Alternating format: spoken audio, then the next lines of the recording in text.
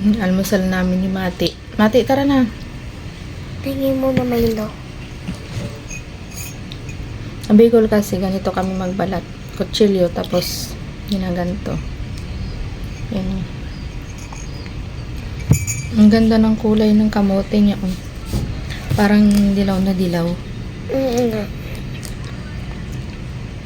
Nakain ka na, bebe. Itlap po. Mamaya na kasi yan.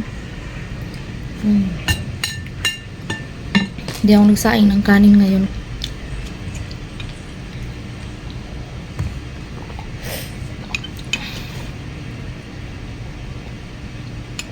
Matamis na to eh. Kaya ayoko na isawsaw sa asukal. Sabi cool kasi nung kami maliliit pa, kapag maglalabong kami ng kamote, magugulay naman ng maraming kagyos. Yun ang aming yun ang aming kinakain. Papa ko kasi nasipag magtanim-tanim dati nung kami maliliit pa, nung kami nasa probinsya pa. Ang dami namin mga tanim ng mga ganito, iba-ibang kulay. Tapos yung ang maganda doon yung isa, yung pagka nilalabon mo, nanunuklap ang balat. Ang balat niya, bumubuka. Pula ang kulay nun eh. Kung tawagin sa amin yun sa Bicol, inaswang. Ha? Inaswang.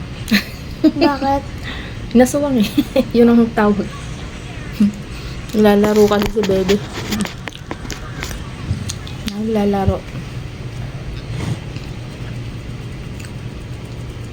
Inaswang yung tawagin, tapos meron pang 75, tapos meron pang 3 colores kung tawagin. Ano pa yun? Masarap yung inaswang kasi makapal yung balat nun, tapos kulay pula. Pagka nilabon mo, makikita mo luto na kasi nakabuka na yung mga balat. Yun ang pinaka-paborito ko sa kamote, yung inaswang. Ito kasing kamoteng to, yung dahon nito, yung parang panglagay lang talaga sa gulay. Hindi ito yung hindi ito yung kamote ng pangtanim na yung katulad ng kamote namin noon. Iba itong kamote na to. Sarap siya oh.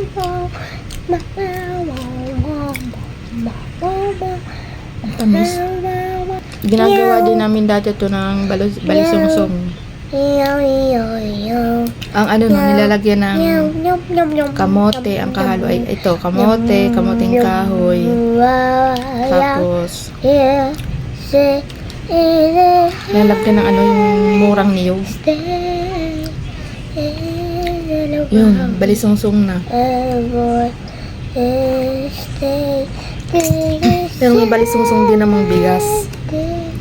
Masarap din yung balisungsong nito eh.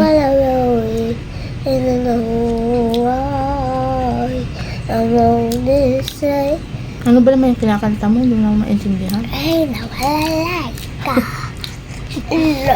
Lololo.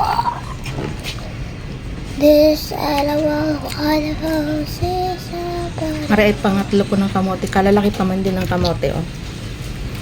Ganito lang ang kulay niya oh. Parang kung sa Bicol ay yung tinatawag na apais americano. Ang tawag dito sa sa Manila. Gabi? Gabi, parang gabi. Panalo! Ang lalaki. Kain na. Saan mo na?